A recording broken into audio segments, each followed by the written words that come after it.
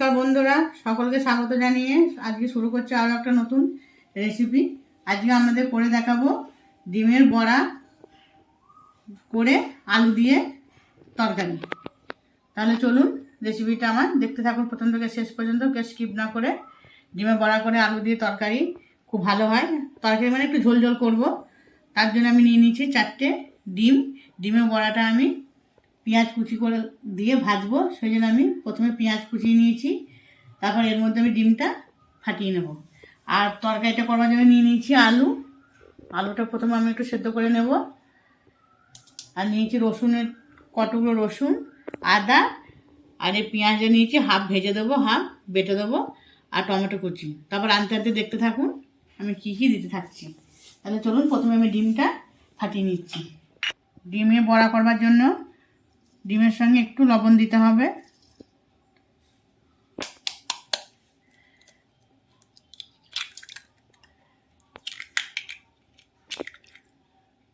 সেদ্ধ ডিম মেন আলাদা একটা টেস্ট হয় ঝোল, আর বড়া করে তরকারি একটা আলাদা টেস্ট হয়।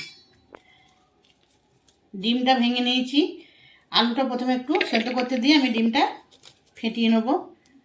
এখন থেকে আলুটা আমার সেদ্ধ হয়ে যাবে। আলুটা একটু নুন দিয়ে আমি কুকারে বসিয়ে দিচ্ছি।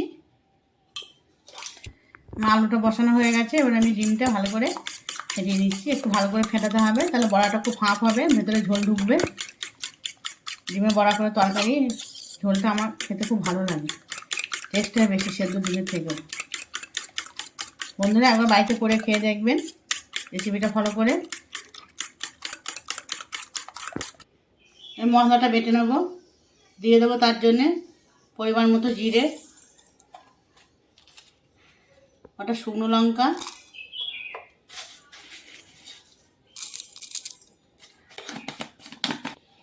আদা রসুনের টুকরো,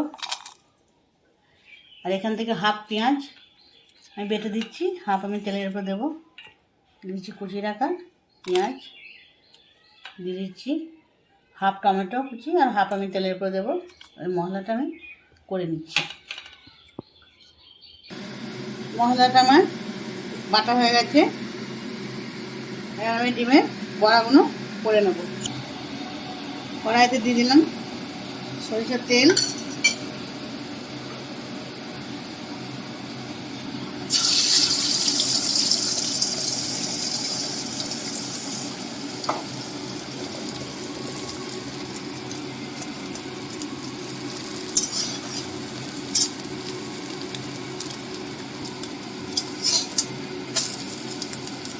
ডিমটা একটু কড়া করে ভেজে নিলাম।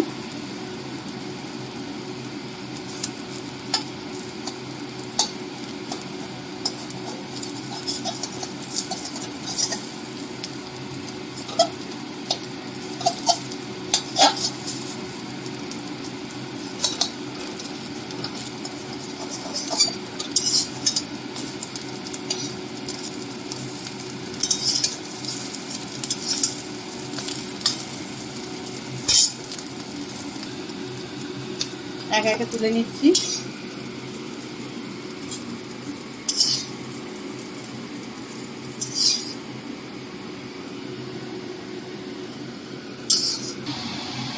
এখন আমার হাফটা ডিম আছে, গুলে রাখা ডিম, তার জন্য দিয়ে দিচ্ছি কড়াইয়ে আবার একটু তেল, এটা দিয়ে দিচ্ছি।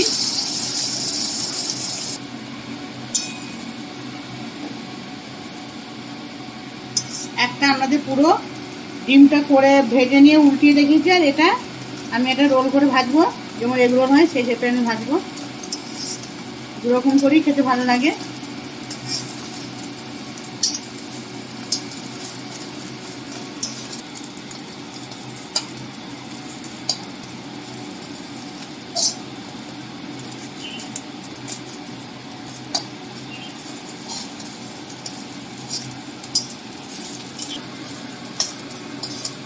আমি এটা ছোট ছোট করে ডিমের বড়াগুলো করেছি, আপনারা চাইলে বড়ও করতে পারেন।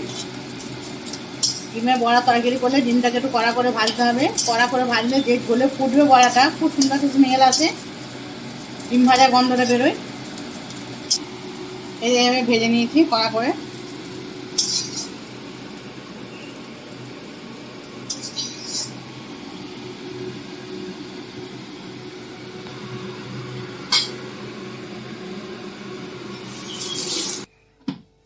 এবার রান্না করবার জন্য আমি কড়াই দিয়ে দিচ্ছি সরিষার তেল।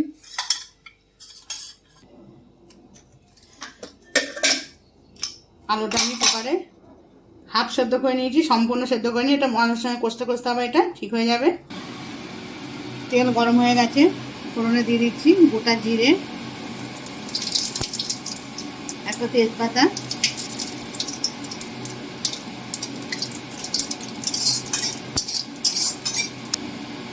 ফোড়নটা ভাজা হয়ে গেছে, দিয়ে দিচ্ছি কুচিয়ে রাখা হাফ পেঁয়াজটা,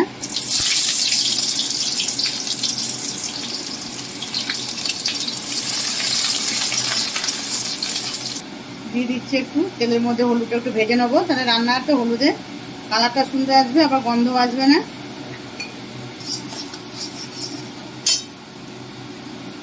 দিয়ে দিচ্ছি বেটে রাখা মশলা, দিয়ে দিচ্ছি বাকি টমেটো টুকরোগুলো, ভালো এটা কষিয়ে নেব।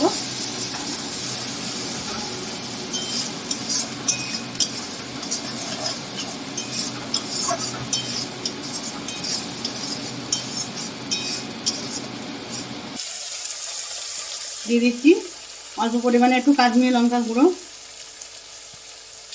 দিয়ে দিচ্ছি স্বাদ মতো লবণ,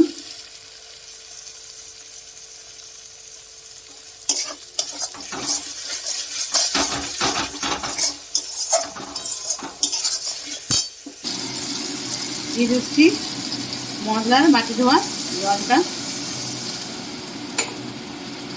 ভালো করে কষিয়ে নেব।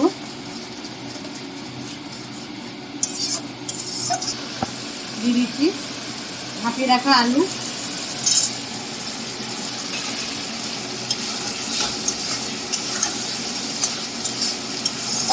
মাংস ধুয়ে মধ্যে বন্ধ করে কালারটা সুন্দর এসেছে। রেসিপিটা একবার ভালো করে বানিয়ে করে খেয়ে দেখবেন, ভালো লাগবে। রেসিপিটা কারো যদি ভালো লেগে থাকে আমার চ্যানেলটিকে সাবস্ক্রাইব করবো অনুরোধ রইল, তার সাথে সাথে লাইক কমেন্ট শেয়ার করতে ভুলবেন না। সাবস্ক্রাইব করার সঙ্গে সঙ্গে পাশে বেল আইকনে ক্লিক করে দেবেন, তাহলে নোটিফিকেশন নতুন নতুন রান্না পেতে আপনার ফোনে সব থেকে আগে যাবে। আলু দিয়ে মশলাটা ভালো করে কষিয়ে নিয়েছি, আর দিয়ে দেবো পরিমাণ মতো জল। আমি এখানে ঠান্ডা জলই ব্যবহার করেছি, আমরা চাইলে অল্প একটু গরম জল দিতে পারেন। গরম জল যে কোনো রান্নাতে টেস্ট এনে দেয়। আমার গরম জল করা হয়নি বলে আমি ঠান্ডা জলই দিলাম, আপনারা চাইলে হালকা টেম্পারেচারে জল দিতে পারেন।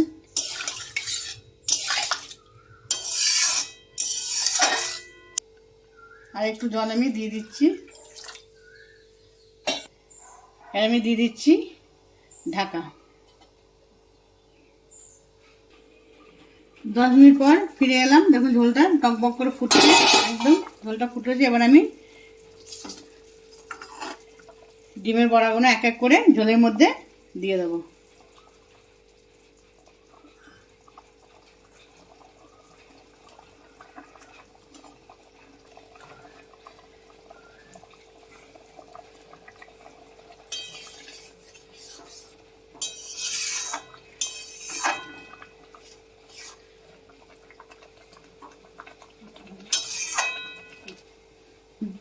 মিনিট 5 ঢাকা দিয়ে রেখে দিচ্ছি, তারপর আমি ফিরে এসে আপনাদের দেখাচ্ছি। ফিরে এলাম 5 মিনিট পর।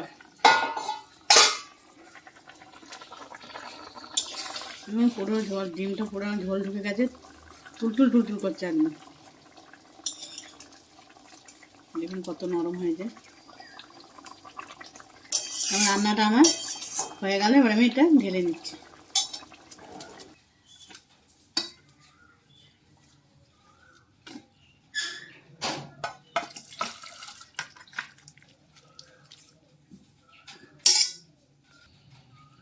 তো আমার রেসিপিটা এখানেই শেষ হয়ে গেল। বাড়িতে বানিয়ে খাওয়ার জন্য আপনাদের সকলের কাছে আমার অনুরোধ রইল, বানিয়ে খাবার ভালোই লাগবে, দেখবেন খেয়ে খারাপ লাগবে না। তাহলে আবার দেখা হচ্ছে অন্য আরও একটা রেসিপি নিয়ে নেক্সট ভিডিওতে। সুস্থ থাকবেন, ভালো থাকবেন।